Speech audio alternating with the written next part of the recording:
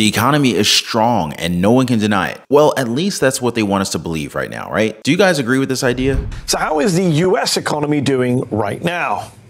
Not good, says the conventional wisdom. Disastrous, say the Republicans, and they, of course, blame Joe Biden and Bidenomics.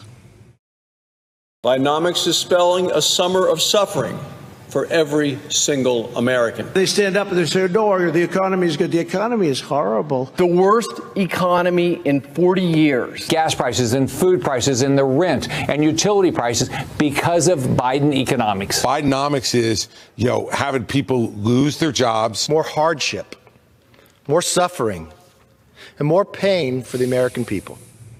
The sky is falling. Well, actually, no, it isn't. Quite the opposite.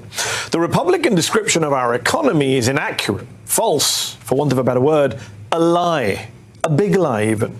But you know what? The numbers don't lie, and the numbers, the economic data, are on Joe Biden's side, because the US economy is in way better shape than just about anyone predicted a year or two ago, way better shape even than under previous presidents, both Republican and Democratic. So let me break it down for you today. Let's look at 5 key economic areas: jobs, manufacturing, growth, inflation, and wages. Well then, where do we begin with this one? I'm kind of speechless because to some point it's a little bit laughable. Tell you what, for the first part of this video, I want you guys to decide on the answer to this question, all right? If you believe that Bidenomics, this entire plan to increase jobs, increase manufacturing, grow the economy, lower inflation, and raise wages has been working, comment positive down below. But if you disagree and think that the opposite is happening to our country, go ahead and comment a quick negative down there. Now, I'm really curious to see how you guys are seeing the economy, but if you're in the same country as I am, then maybe we'd see eye to eye. Now, speaking of that, are we sure that this guy is talking about the same United States as this one? I'm just wondering. And while you guys are commenting, take a quick second and smash the like button for the video and subscribe, because I love sharing the truth that matters and affects all of us. Appreciate the love, you guys. But let's hear from the man himself, huh? What does he think of our economy? I knew we couldn't go back to the same failed policies when I ran. So I came into office determined to change the economic direction of this country. Sorry, I just got to pause here for a second. I agree with the part that he said that he would change the economic direction of this country because, oh boy, did he change it. Okay, so back to the footage. To move from trickle-down economics to what everyone on Wall Street Journal and Financial Times began to call Bidenomics. I didn't come up with the name. I really didn't. I now claim it, but they're the ones that used it first. I got asked by a press person this morning, getting on the helicopter in Washington, why, when I asked you about Bidenomics a long time ago, you said you didn't know what it was. I said, I didn't name it Bidenomics. I didn't realize the economists in the Wall Street Journal did. But I think it's a plan that I'm happy to call Bidenomics. And guess what? Bidenomics is working. When I took office, the pandemic was raging and our economy was reeling. Supply chains are broken. Millions of people unemployed. Hundreds of thousands of small businesses on the verge of closing after so many had already closed. Literally hundreds of thousands on the verge of closing.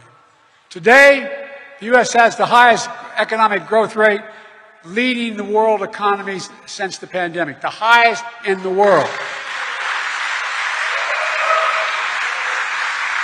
As Dick said, with his help, we've created 13.4 million new jobs. More jobs in 2 years than any president has ever made in 4 and 2. And folks, it's no accident. That's Bidenomics in action. Bidenomics is about building an economy from the middle out and the bottom up, not the top down.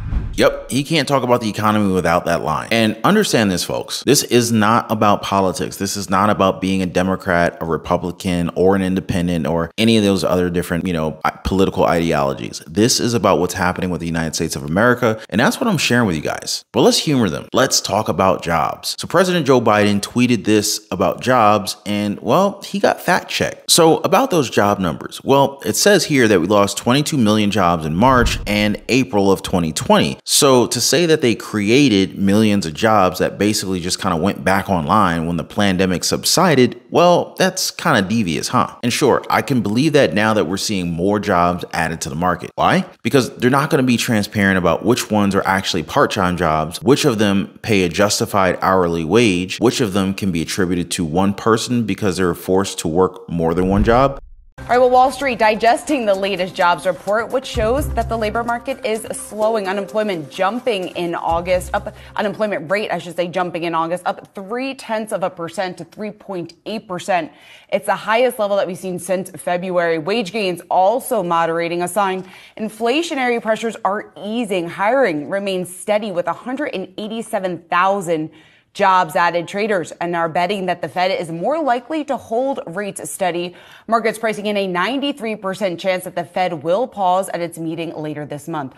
For more on the labor market and what it means for the economy, we want to bring in Neela Richardson, ADP chief economist. Neela, it's good to see you here. So certainly it looks like, at least when you take a look at that unemployment number, rising 0.3%, 3.8%, the labor market is slowing. Is it slowing enough, though, for the Fed?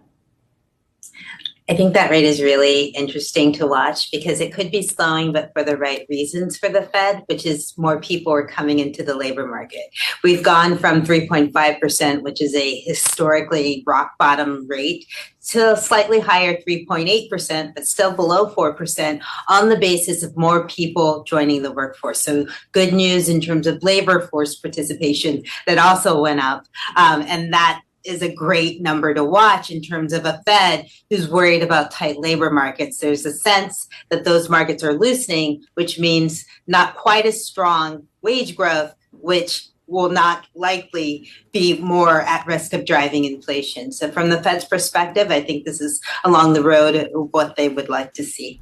Do you guys remember when the average American could afford a car, a home with a garage, maybe a backyard, food, utilities, all on one job? Isn't that part of what America is all about? But no, you got these people that are bragging about jobs that Americans don't necessarily want to work, but they have to because they need it to get by. And here's something that's a little bit controversial. Tax-paying Americans who continue to work their jobs and then some, they're forced to work even harder because it looks as if we're also on the hook for some people that should be in the workforce, but they're not because they're getting a government check. Do you think that holds some merit? And don't even get me started on inflation because we're all aware. I mean, I'm 100% sure that most of the people here in this community is well aware of why we're in this inflation rut right now, because the government just can't stop spending and they just printed so much money. Now, just for context, they printed around $3.3 trillion in 2020 alone. And in 2021, well, they printed around $13 trillion.